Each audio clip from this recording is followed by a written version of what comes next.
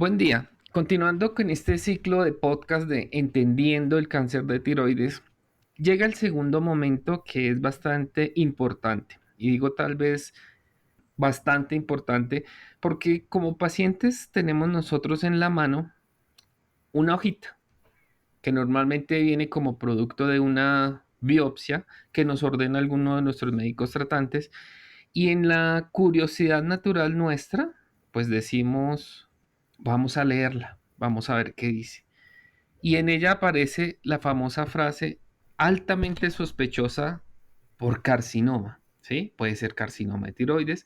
Vamos a hablar de altamente sospechosa para cáncer porque sé que hay cuatro tipos en el cáncer, en el caso del cáncer de tiroides, pero esa palabra altamente sospechosa de cáncer creo que nos marca. Entonces, nuestro médico tratante toma la decisión de remitirnos al cirujano de cabeza y cuello, que es el considerado para tratarnos en el segundo momento luego del diagnóstico.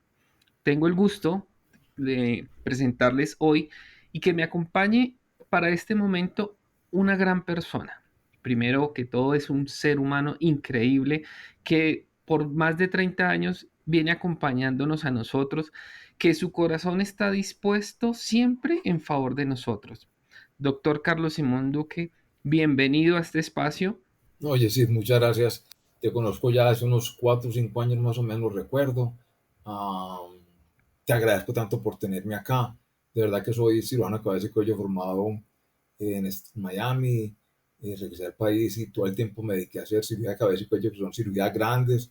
La tiroides no era hasta hace mucho tiempo un diagnóstico predominante en la práctica habitual de un cirujano de cabeza y cuello. Era enfermedad relativamente rara, pero se ha vuelto más común. Entonces, en la medida que me voy haciendo mayor, estas cosas, he tomado la determinación de ir procurando hacer algunas cirugías que disfruto más, a otras que no tanto. Entre ellas, las que disfruto hacer y que disfruto tratar son los pacientes con enfermedades malignas de la tiroides, y de verdad que es muy bueno estar aquí, poder hablar y compartir lo poco que sé con las personas que a veces requieren un poco de ilustración referente a la enfermedad. Gracias. Bueno, doctor Carlos Simón, creo que empecé con lo que yo viví en ese momento del diagnóstico, cuando me dijeron, no, es que la biopsia, el resultado de la biopsia arroja que es altamente sospechoso de cáncer. Entonces, vamos a hacer los dos, el escenario típico, y es que yo como paciente llego al especialista en cirugía de cabeza y cuello y quiero entender un poquito primero qué es un cirujano de cabeza y cuello, aunque el nombre lo pudiera determinar, pues nosotros en la gran mayoría de casos pensamos que es como el especialista en tiroides, pero pues realmente, ¿qué es un cirujano de cabeza y cuello y qué es lo que normalmente le llegan a ustedes como profesión? Un cirujano de cabeza y cuello en realidad es una especialidad o su especialidad de cirugía general o otorrino, que lleva más o menos unos, diría, 30, 35, máximo 40 años, en los cuales todos los cirujanos anteriormente operaban tiroides y operaban lesiones de laringe y lengua, en fin.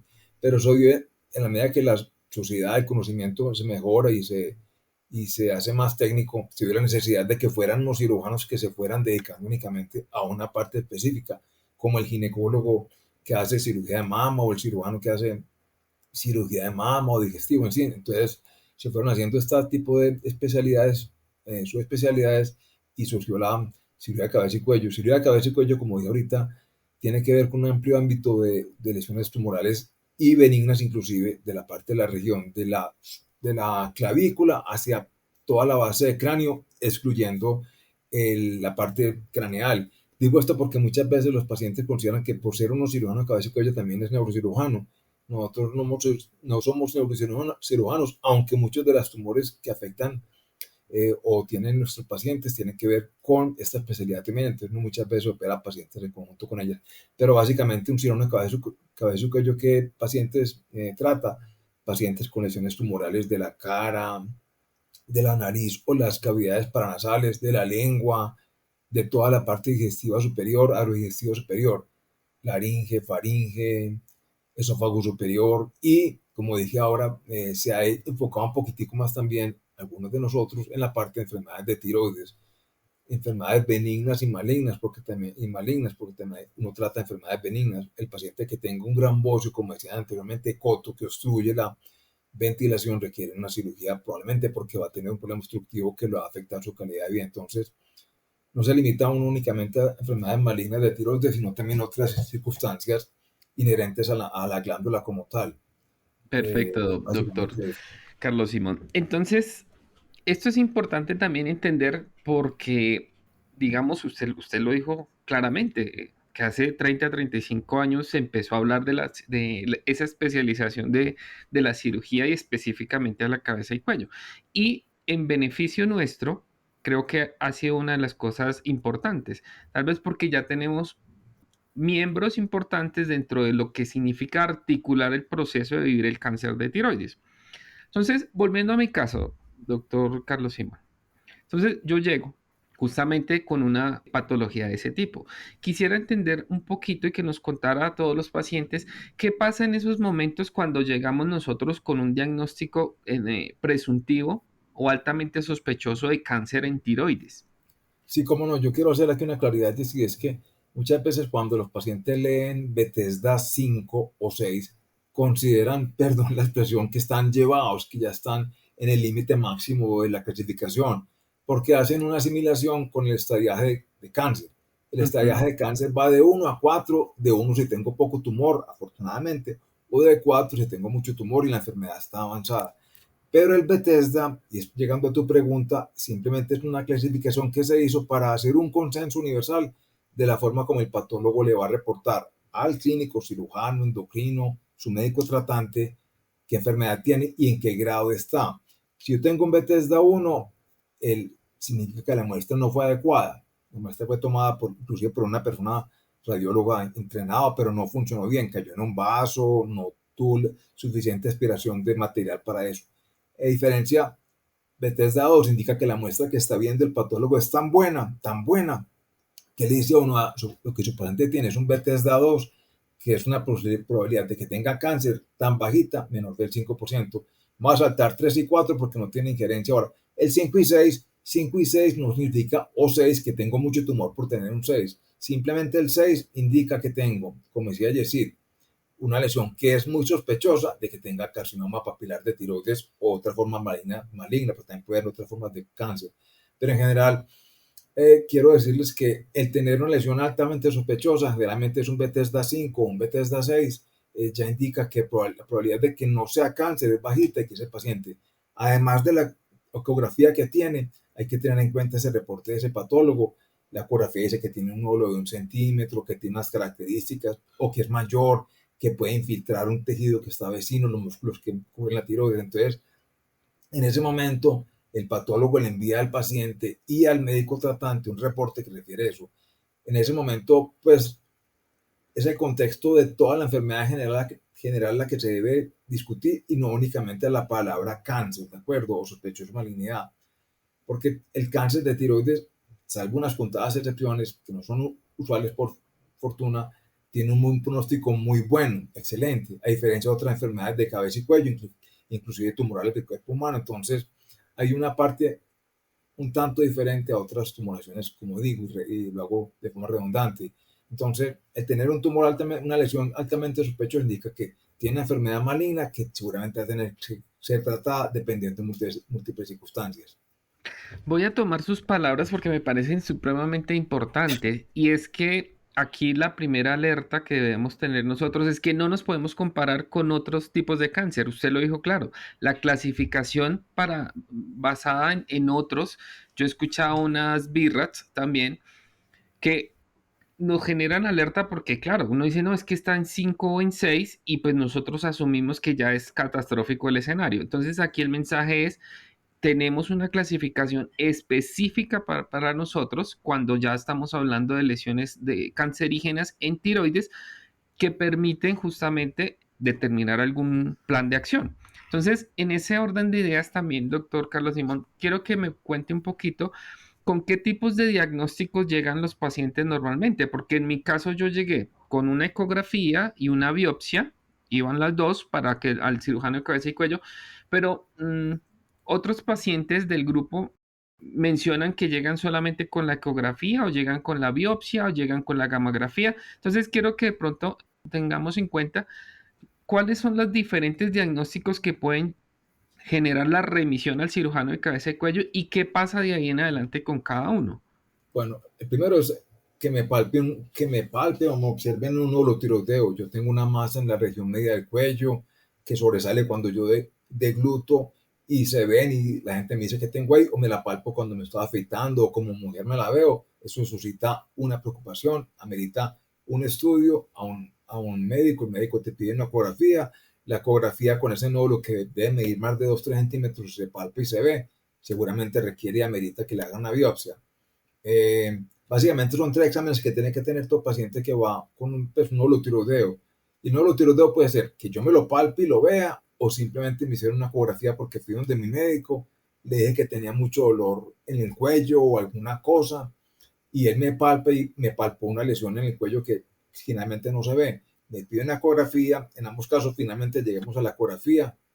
La ecografía refiere que tiene un holotiroideo de estas o X características que amerita que el cirujano o el radiólogo o el patólogo, el endocrino le haga una biopsia porque se busca descartar que no tenga una enfermedad maligna. Probabilidad que no lo tiroideo en un paciente hoy, en este momento en el mundo, que consulte donde su médico, en cualquier lugar que ustedes quieran poner, sea maligno, es menos del 5 a 6%, más o menos. Entonces, tiene un muy buen pronóstico como tal.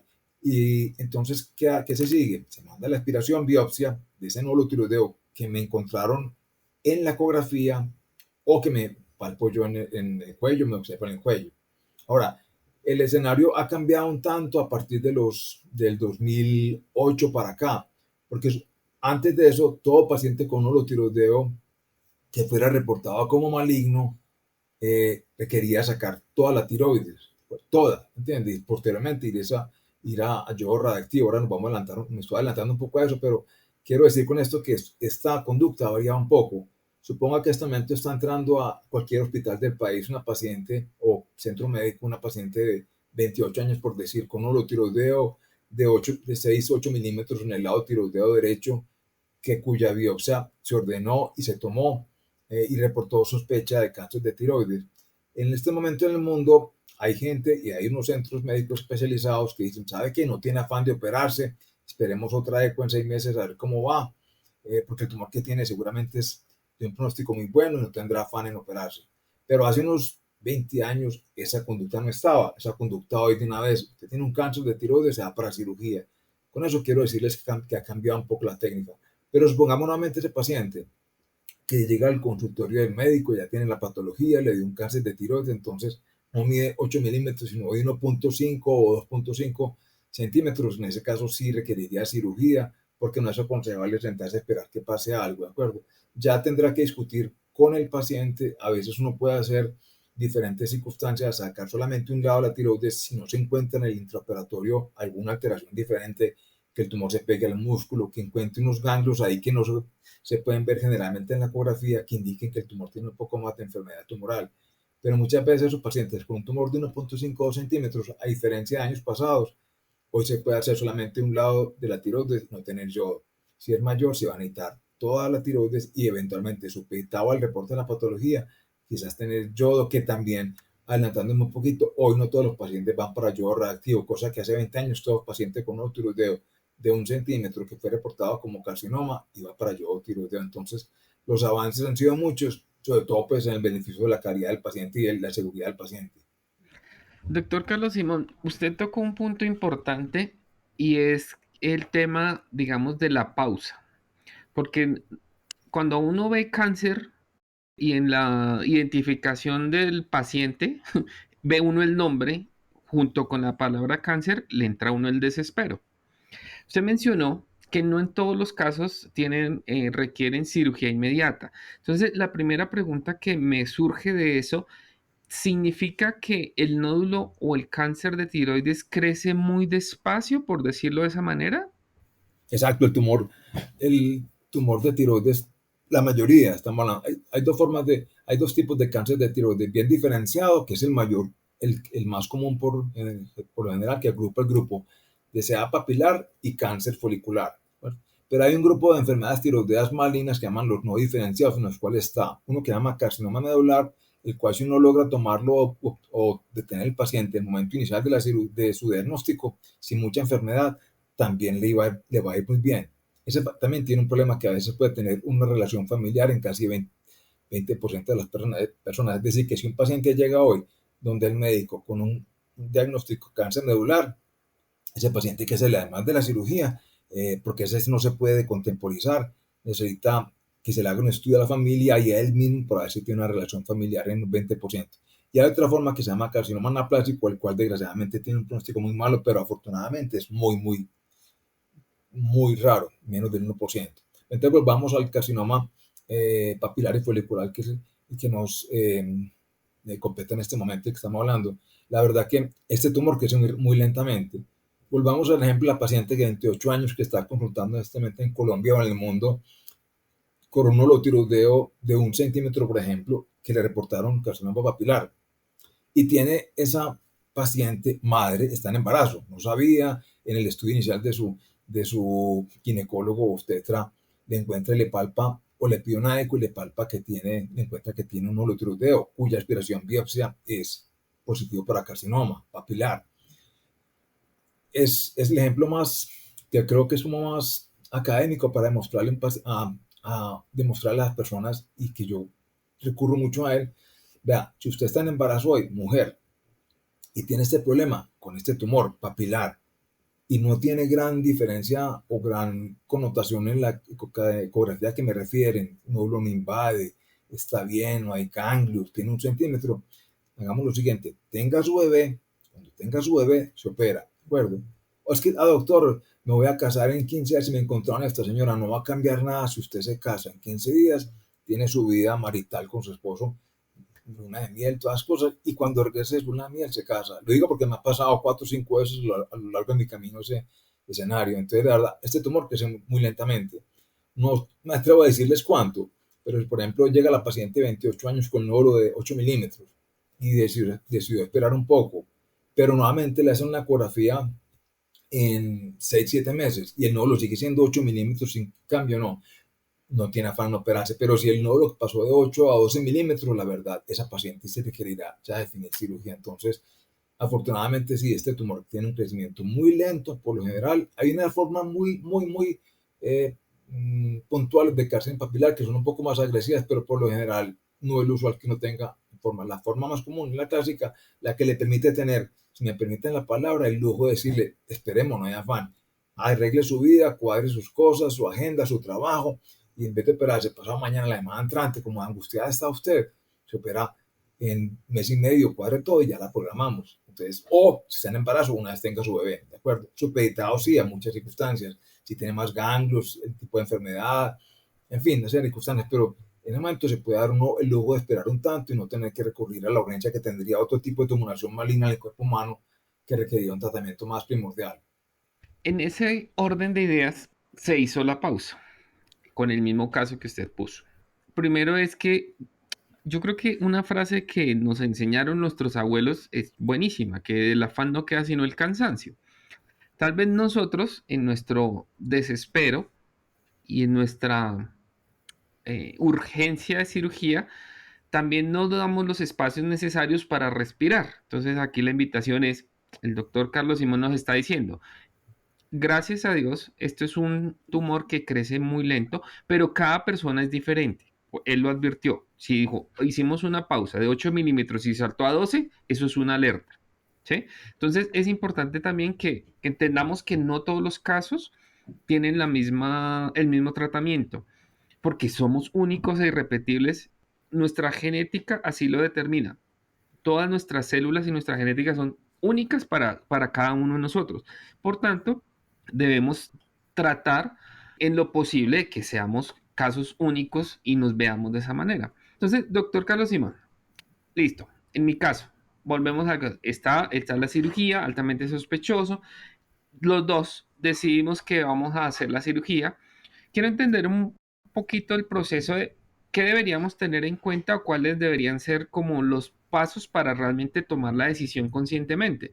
Porque a veces me han comentado que las decisiones la toma el cirujano de cabeza y cuello y no la persona. Entonces, Ujú. ¿qué elementos deberían ser importantes para que yo sea partícipe de la decisión, respetando el conocimiento científico, respetando que el profesional es el encargado, digamos, de guiarnos, pero cuál debería ser, digamos, esa alerta importante? Usted ya mencionó una y es que sean nódulos grandes, por ejemplo, usted mencionó uno de 2 o 2,5 centímetros, pero también tener en cuenta qué afecta o ese nódulo que representa.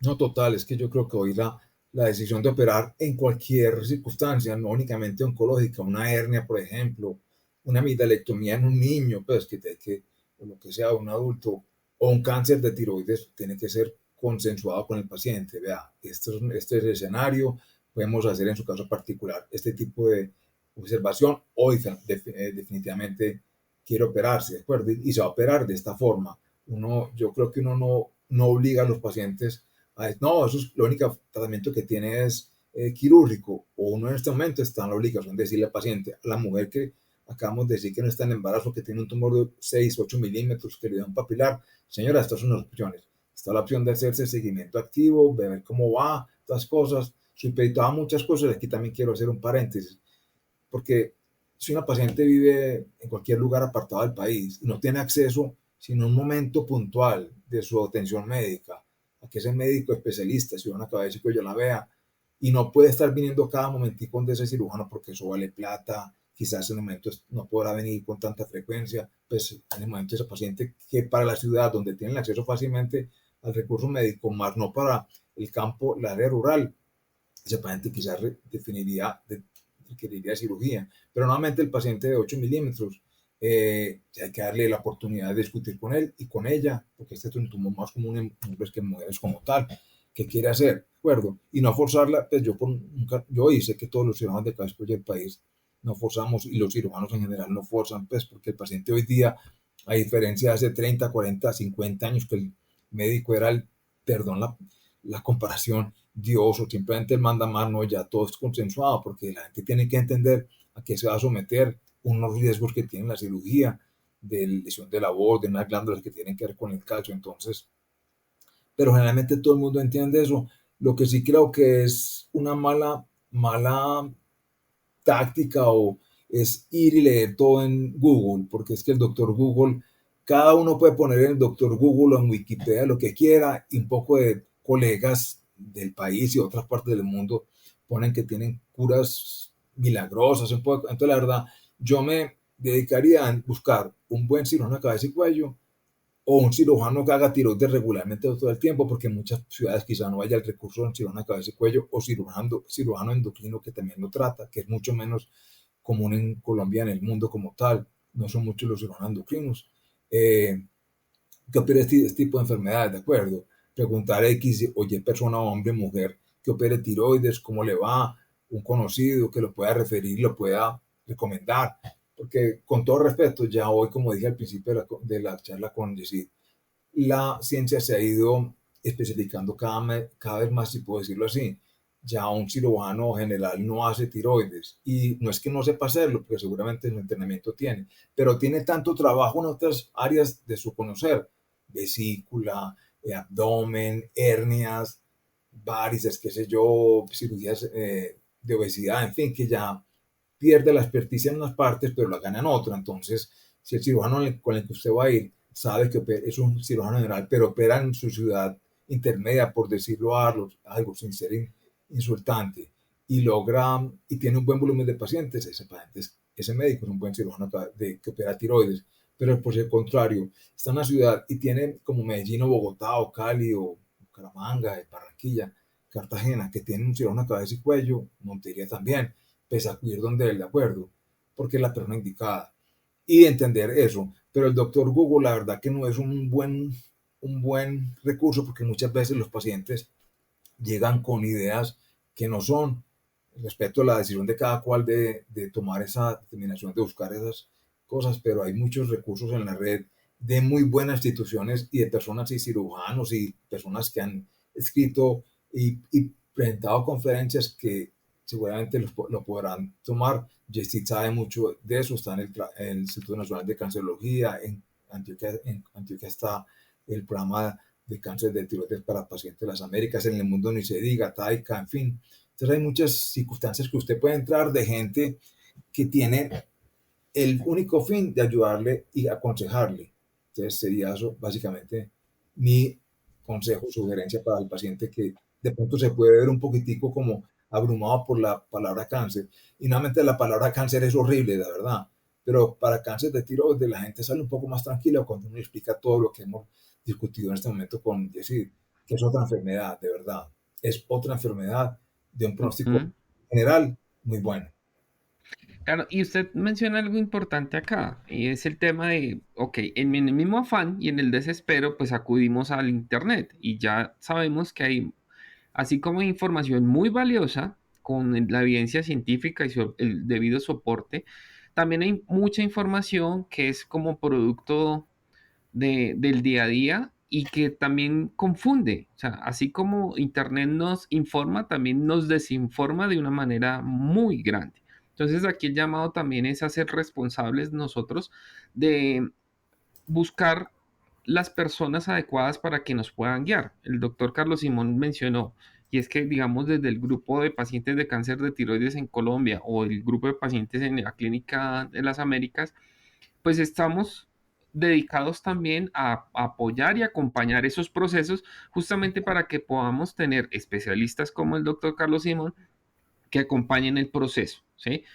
Para eso estamos haciendo este grupo, estos episodios justamente y los grupos de pacientes que son para eso, para apoyarnos entre todos. Entonces, doctor Carlos Simón, usted lo mencionó, la cirugía debería ser consensuada con lo indicando qué va a hacer. O sea, quiero que de pronto entendamos un poquito cuáles son los diferentes procedimientos que pueden existir en el cáncer, porque yo, o sea, me han dicho en el grupo varios escenarios, ¿sí? Yo los voy a mencionar de pronto para que los hablemos un poquito.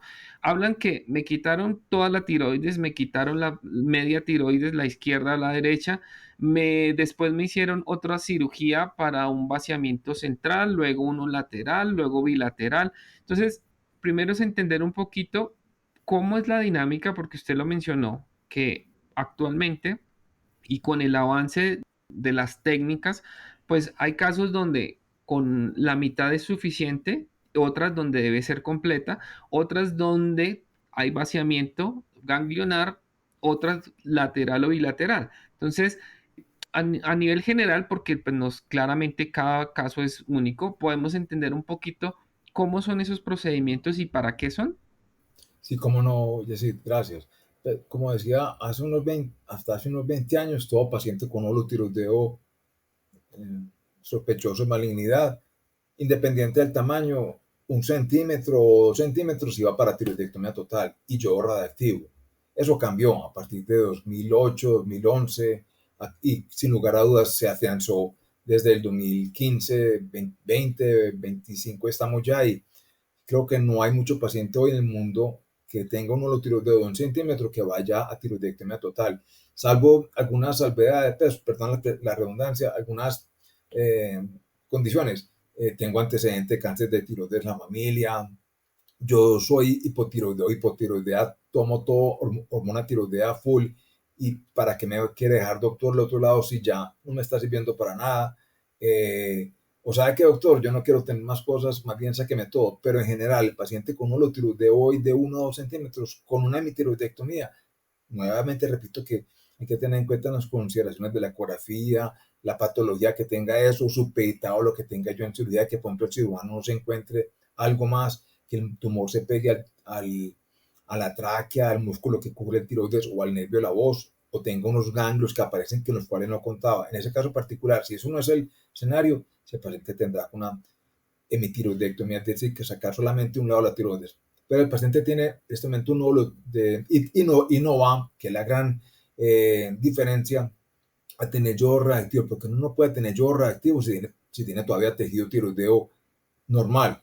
O sea, suponga le hicieron el tiroides derecho, le queda todo el lado izquierdo, yo no le puedo dar yo a ese paciente porque todo ese yodo se va a concentrar en el lóbulo izquierdo que todavía está normal y no me va a atacar, si lo puedo decir así, el posible tejido tiroideo, sea bueno o malo, realmente simplemente tejido tiroideo redundante, que yo dejé preservando el nervio, unas glandulitas del calcio, entonces no va a funcionar, porque entonces yo se va a ir al tejido sano que está redundante y no va a servir. Pero entonces, ese paciente que tiene ahora un nódulo tiroideo de 2.5 centímetros, en el cual ya tiene uno la condición de que este paciente va a requerir no únicamente el lado comprometido, sino también el lado contralateral. Sería una tiroidectomía total, ¿de acuerdo? Entonces, en ese caso se hace todo el lado, saca toda la tiroides y si de frente el cirujano se encuentra en ese momento con un ganglio, el tiroides es como un corbatín, una mariposa. Suponga la parte inferior del corbatín o lateral del corbatín o de la ala de la mariposa. El cirujano, porque no se acostumbra a ver un ganglecito que tienen un poquitico duro o a veces tienen como una pintica quística ocre, un café, y uno saca ese ganglio y lo puede mandar mientras está en cirugía el paciente dormido todavía al patólogo, se llama una biopsia por congelación, y le dicen a uno si tiene acceso a ella o si no, pues la verdad que es muy típico encontrar una metástasis de carcinoma papilar de tiroides en un ganglio que se va del modo que lo describí, una lesión quística como un moteado ocre, café, eso es un metástasis de un carcinoma, pero no manda muchas veces esa muestra para que el patólogo le diga, sí, ese paciente tiene, que usted está parando en este momento, doctor, doctora, es un carcinoma papilar que ha dado una metástasis al ganglio. Entonces, en ese caso, hay que sacar también los ganglios de la región inferior entre la tiroides y el esternón, la parte que uno ve la escotadura ahí, y se llama una disección mediastinal. Ahora, Jessy mencionaba un vaciamiento de cuello. Un vaciamiento de cuello o disección de cuello no se hace regularmente en un paciente que venga con un carcinoma tiroides, salvo que al momento de la consulta por primera vez el paciente vino con un ganglio en el cuello. ¿Qué significa eso? Que el tumor que tenía en el tiroides se extendió un poquitico hacia el cuello derecho o izquierdo y en ese caso sí hay que hacer una disección de cuello, es decir, sacar todos esos ganglios que están comprometidos o no, porque uno no va a sacar únicamente el ganglio que tiene enfermedad como tal, sino otros más pequeños, porque esos más pequeños que están alrededor de ese vecinos a eso también pueden tener enfermedad microscópica, razón por la cual uno lo manda al patólogo, ¿de acuerdo? Entonces se hace sacar toda la tiroides, sacar en ese momento el cuello con los ganglios que tiene comprometido, el lado donde está, y posteriormente, sin lugar a dudas, yodo. Ahora, si me hicieron una tiroidectomía hoy, por cáncer papilar de 3 centímetros en el lado derecho, todo bien, o 2 centímetros. Me dieron o me o dieron yo, independiente de eso, pero entre los años que sigo el seguimiento, que hago el seguimiento con mi médico, me observa que tengo un ganglio o que me lo palpo yo en el cuello derecho, por ejemplo, y mide 2 centímetros, se ha crecido y me hace una punción biopsia y me encuentran que tiene un carcinoma, ese paciente va a requerir una disección de cuello terapéutica, es decir, tratada con una condición adecuada, que es la biopsia positiva de ese ganglio y sacar todos los ganglios del cuello para que eso tratar adecuadamente a ese paciente. Y si en la primera oportunidad no tuvo yodo, en esta oportunidad va a tener yodo. Y me devuelve un poquitico la tiroidectomía total. También esperará uno la patología final. Si la patología es muy buena, es decir, que el tumor medía 1 centímetro o 2 centímetros o 1.8 centímetros y no hay más descripción, no se pega el músculo, no hay una serie de características que le pone el patólogo que él ve. Uno puede decir, señor, señora, quizás no necesita yo. El hecho que uno de los pacientes no le dé yo, quiero que quede claro, no indica que no tuvo cáncer. Los tratamientos no son gratis. Decir gratis no me refiero a plata, sino que uno tiene que entender también, como decimos al principio, quizás la calidad de vida. El yodo reactivo puede tener a veces alteraciones importantes en la salud de las personas. Entonces, si uno no da yodo, que es un material reactivo, quizá mejor. Pero si ese paciente, por ejemplo, no tuvo yodo en esa oportunidad y ya es una metástasis al cuello, sin lugar a duda va a tener que tener tratamiento complementario por yodo radioactivo. Importante lo que usted menciona acá y es que el tema del yodo es una de las cosas que más genera duda y lo voy a tocar porque usted mencionaba, si hicieron solamente una parte de la tiroides, pues si da yodo, pues daña el otro tejido, el tejido bueno, porque se va a absorber ahí. Voy a devolverme a mi caso. O sea, en mi caso mi lesión era muy pequeña inicialmente, era 1.5 centímetros. Entonces, ok, estaba dentro de los posibles que pudiesen llegar a seguir posteriormente, pero en 6 meses me creció de 8 milímetros a 18 milímetros, a 16 milímetros. ¿sí? Entonces, digamos que por eso fue, digamos, la alerta en mi caso. Y a mí me hicieron justamente la tiroidectomía total por el procedimiento que usted mencionó. Y es que durante la cirugía, a mí el cirujano en ese momento me dijo, ok, durante el procedimiento vamos a extraer la mitad, pero vamos a tener la biopsia por congelamiento que nos puede confirmar si efectivamente hay más lesiones y también si posiblemente yo pueda ver otras cosas. Cuando me desperté, me habló el cirujano, me dijo, tuvimos que retirarla toda, más vaciamiento central, porque justamente en la ecografía no se veían los ganglios, pero en la cirugía sí. Me sacaron en ese momento 10 ganglios, ¿sí? Sí, Le dijo, sacamos 10 ganglios, sacamos los dos, la tiroidectomía total y eso va a patología. Entonces, hasta ahí, digamos, en mi caso. Usted ya lo mencionó mucho. ¿Y por qué pongo mi caso? Justamente porque es los momentos en los cuales yo generé incertidumbre o vacíos y también empezaba a buscar información. Una de las cosas que quiero de pronto que le comentemos aquí a las personas es qué riesgos tienen las cirugías, ¿sí? Y por ejemplo, qué riesgo tiene el quitar la mitad o quitarla completa. yo eso sí, pues no lo tomo a modo jocoso, sino que a veces cuando uno a los pacientes les explica que procedimiento, el que sea, ir al odontólogo, ir al cirujano o al ortopedista que me saque una uña porque tengo encarnada, una gastrectomía por un cáncer o una cirugía estética, una mujer que se quiere poner prótesis o hacer un abdomino o alguna cosa de esas, o una tiroidectomía, todo tiene riesgos. Todo en la vida tiene un riesgo que uno simplemente asume y convive con él. Salir a la calle y que no tenga un accidente. Estar en mi casa y que no me caiga, ¿me entiende? O ir por un piso y que esté totalmente húmedo y yo me resbale. Entonces, uno asume los riesgos y simplemente convive con ellos. Entonces, la cirugía de tiroides no está exenta de riesgos. Hay unos nervios que tienen que ver con la voz, que están en ese punto atrás de la tiroides, entre la tráquea y la tiroides y el esófago, y se llaman los nervios recurrentes. Hay uno más pequeño que es en la parte superior del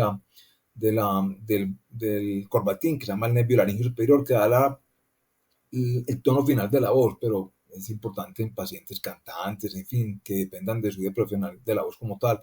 Pero el principal es el que nos permite hablar y también respirar, el recurrente. Entonces, uno puede, probabilidad que un cirujano de cabeza y cuello que haga tiroides, que opere pacientes, hagamos un poco más respetuoso, opere pacientes con tiroides o no, cáncer o no, o enfermedad venina, eh, lesión un nervio recurrente, menos del 2%. Mucha gente dirá, eso es nada, doctor, pero es que 2%, las estadísticas son muy bonitas cuando no me pasan a mí, pero cuando me pasa a mí son un problema serio.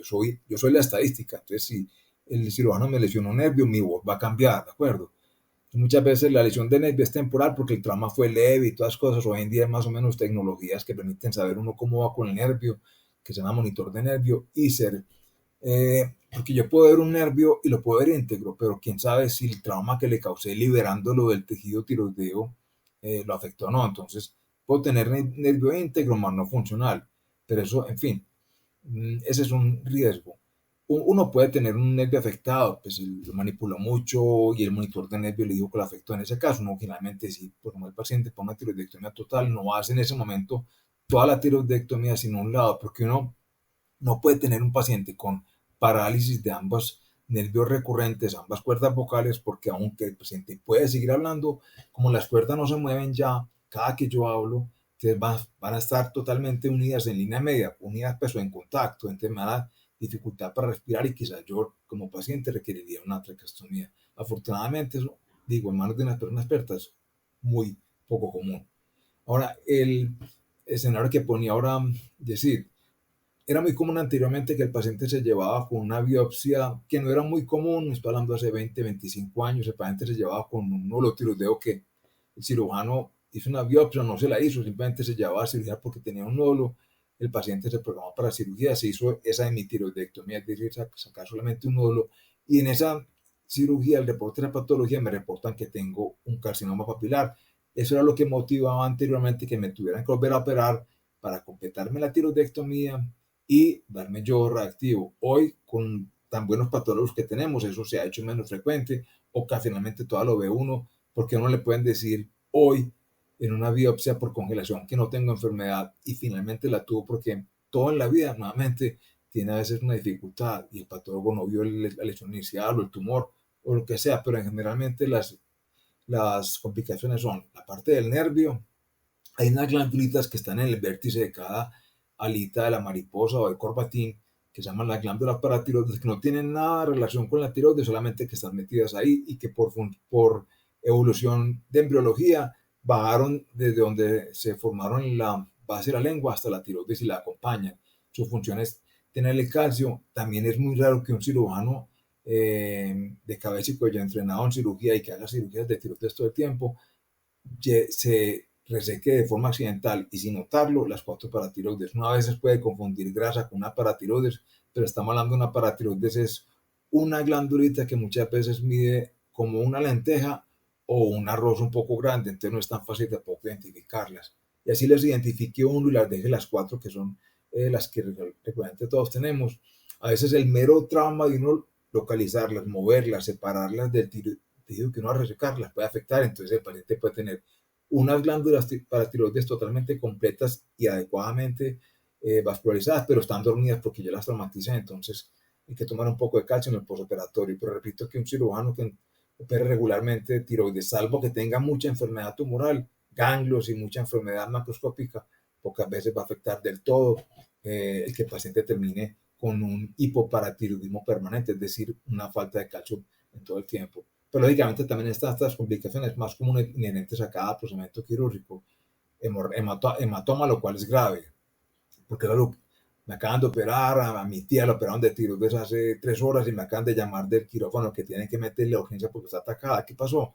Un vasito que el cirujano ligó y le puso un puntico, o simplemente hoy que hay una tecnología que permite usar unas tijeras que sellan ese vaso cuando la persona tose mucho o tuvo un acceso vómito, esa presión que yo ocasiona en eso hace que ese taponcito, esa ligadura salga y el paciente empieza a sangrar. ¿Qué hay que hacer? Inmediatamente el paciente debe ir a cirugía porque el cuello, a diferencia del abdomen, es una estructura muy cerrada, entonces el hematoma me puede comprimir y me puede dar dificultad respiratoria y me tiene que intervenir nuevamente. Infecciones, alergias, algún medicamento que me pongan, pero generalmente lo inherente como tal a la cirugía de tiroides es lo que tiene que ver con la voz y la parte del calcio. Entonces, en ese avanzar de la cirugía, digamos, me llama la atención el tema de la voz, porque varios han dicho justamente que tienen afectaciones de voz.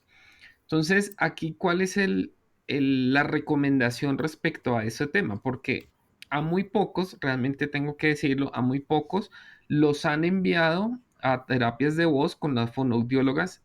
En mi caso no fue así, pero posteriormente me enteré que sí era necesario y efectivamente cuando fui a la fonoaudiología, pues me mejoró mucho el tema de la voz.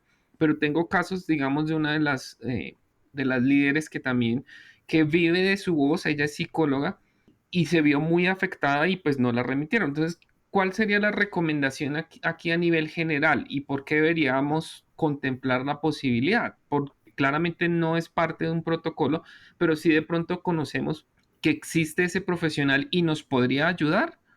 Sí, cómo no, pero es que, como decía ahorita, mencioné sutilmente, hay una tecnología que lleva unos 10, 14 años, 15 años, lo sumo, que se llama monitor de nervios. Estoy haciendo una cirugía de un cáncer de tiroides, una tiroidectomía por voz o lo que sea, y lo primero que el cirujano hace es encontrar la regla de oro de la cirugía de tiroides, es encontrar el nervio.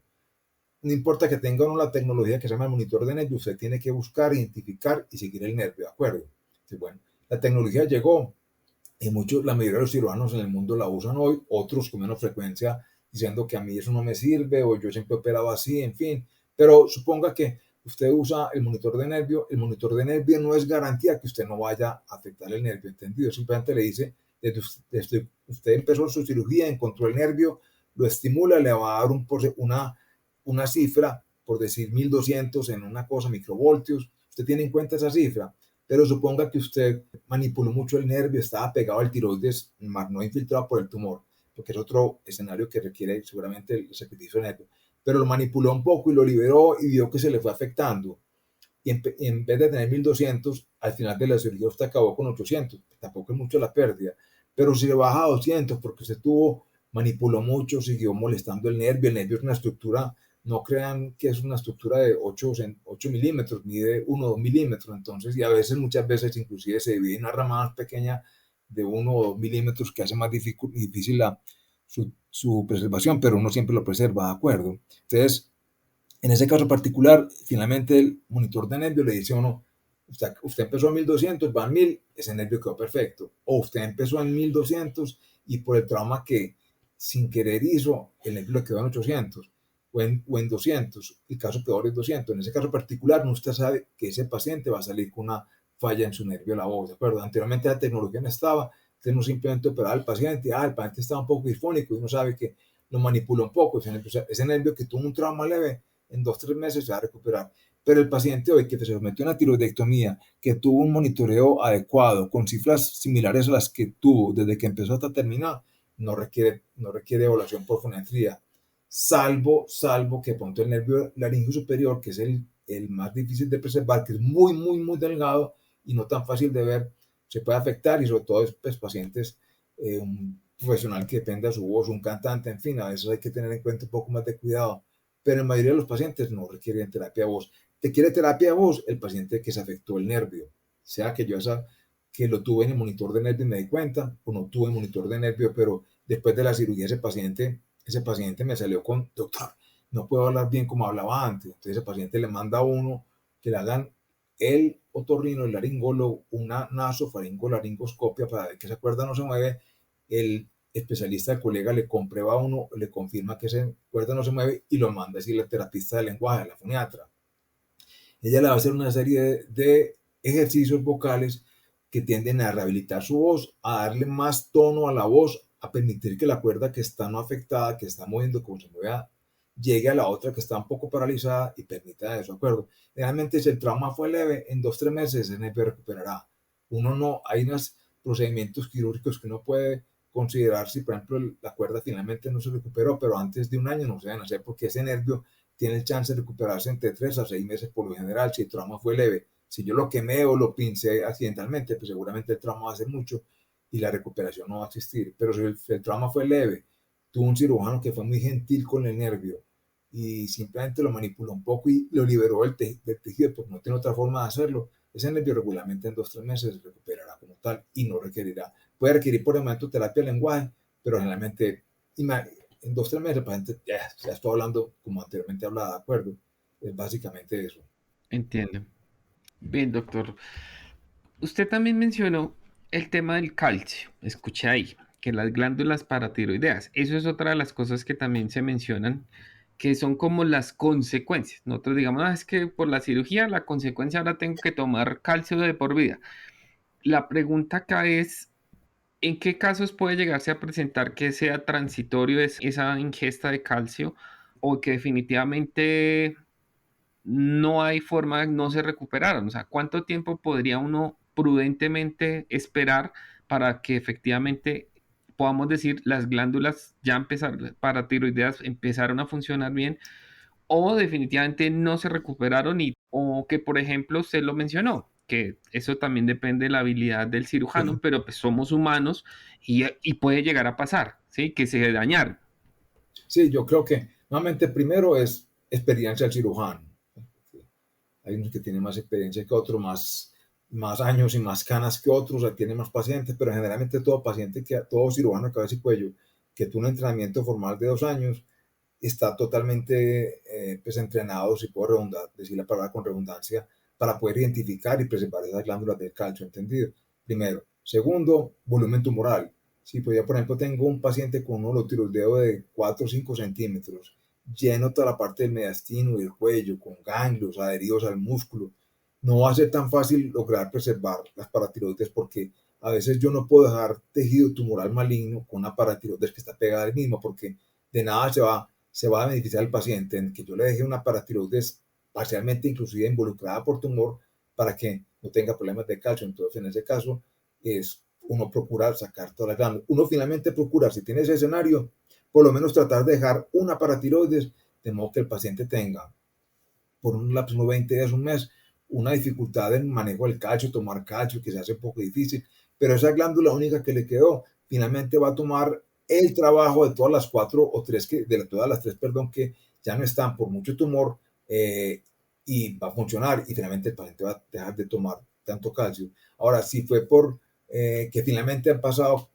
3, 4, 5 meses, llego tomando calcio y la paratormona, que es la glándula que produce el, la paratiroides, que es la glándula que produce la paratormona, no sube, la paratormona no subió, entonces el lapso, seguramente ese paciente después de 6 meses se va a decir que tiene un hipoparatiroidismo crónico y va a tener que tomar calcio.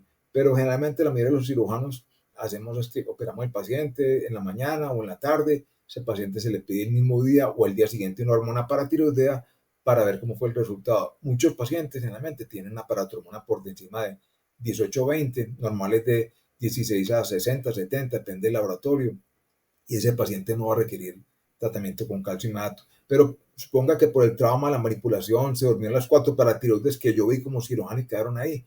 Ese paciente le mando uno para que tome calcio y otra que se llama Rocaltrol, que es calcitriol, que es una forma de vitamina D que permite que se mejore la absorción del calcio y yo pueda tener más calcio en el cuerpo para que no tenga problemas. El calcio no es únicamente el hueso, sino también la motilidad del músculo. El músculo no se va a mover si no hay calcio. Entonces, en 10 días, esas paratiroides que quedaron atontadas, por la cirugía que tuve yo, porque estamos hablando de una estructura nuevamente como una lenteja que tiene un vasito que la nutre que es más pequeño que un cabello, el trauma la afecta. Entonces, finalmente en 8 días esa trauma y esa glándula vuelve y se recanaliza y funciona adecuadamente y el paciente ya puede dejar de tomar calcio como tal. Pero es un riesgo, sí, la verdad. Menos del 5 o 6% de los pacientes eventualmente terminarán en hipoparatiroidismo definitivo, lo cual también, pues, afortunadamente no es muy común. Claro, doctor Carlos. Entonces, creo que para ir cerrando, ¿qué deberíamos tener en cuenta nosotros de ese procedimiento, de lo que es la cirugía, como para recapitular? Que usted como con su experiencia, ¿qué le diría a los pacientes? Yo le diría que, primero, una lesión totalmente diferente a otras formas de cáncer del cuerpo, pues, que no requiere la premura, ni, pues, siendo la palabra cáncer, totalmente pues angustiante, no requiere la premura de otras formas de cáncer en el cuerpo humano, también supeditado al tamaño, pues porque tengo, en fin, pero no es lo usual que realmente sea muy grande hoy día con todas las técnicas que hay de diagnóstico temprano hoy mismo.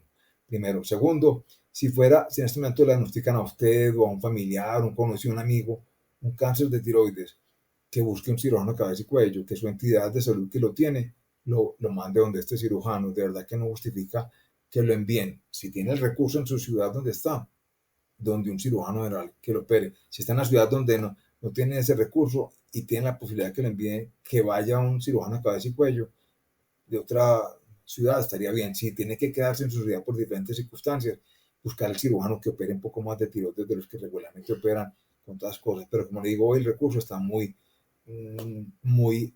a la habilidad, pues a la posibilidad de que alguien sea operado en el país por un cirujano cabeza y cuello.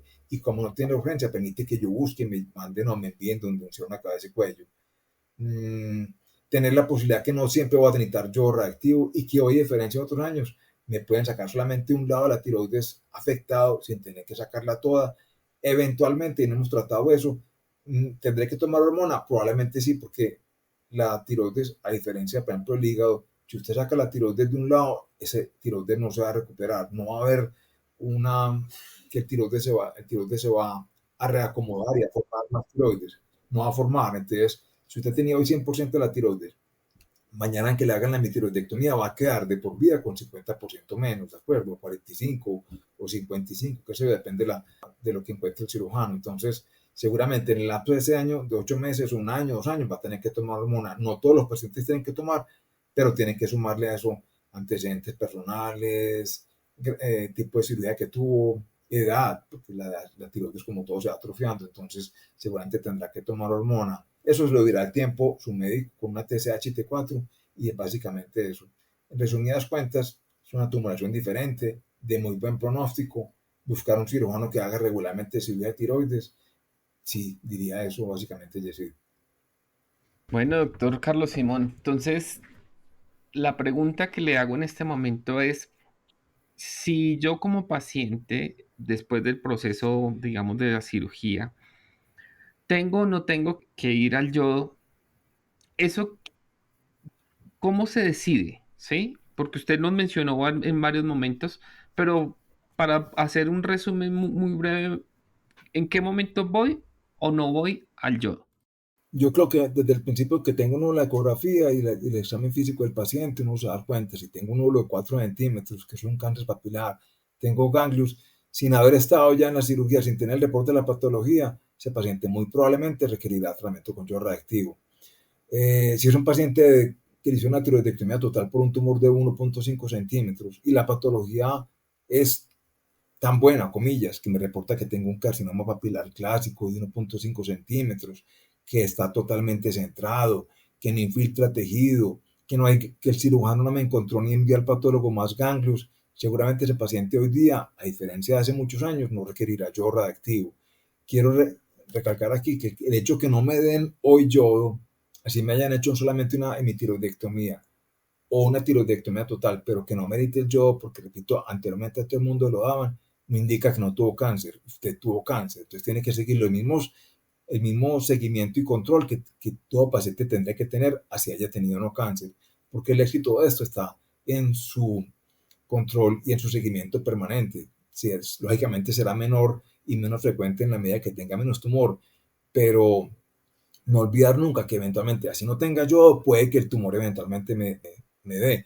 Me dirán, ah, es que entonces, ¿por qué el yodo no me lo dan? Y eso me evitará el 100% que el tumor no vuelva. El yodo aún así, inclusive, no va a evitar que eso ocurra, ¿de acuerdo? 5 a 15 a 20% de los pacientes, dependiendo del volumen tumoral que tuvieron, eventualmente harán una recurrencia en la parte donde estaba antes del tiroides o en el cuello o en el mediastino, como dijimos ahorita. Entonces, tener en cuenta que el yodo es un aspecto complementario del tratamiento de cáncer de tiroides, pero el principal tratamiento es la cirugía como tal. Bueno, doctor Carlos Simón, de verdad que primero me voy muy tranquilo en este momento. Digo, me voy en el entendido del espectro en el cual me muevo.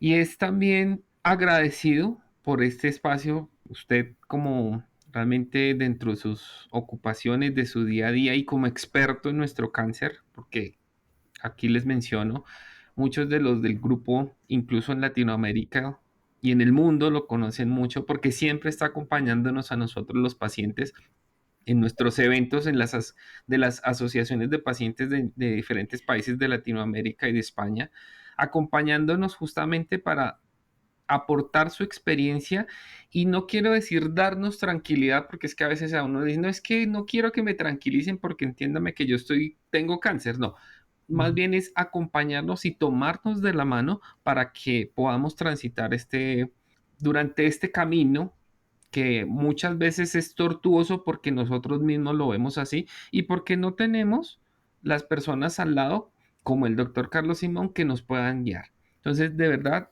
como agradezco de corazón, doctor Carlos Simón, por este espacio. Le envío un abrazo fraterno en nombre de todos los pacientes que represento y también el abrazo porque realmente siento una gratitud con usted por todo ese trabajo que viene haciendo.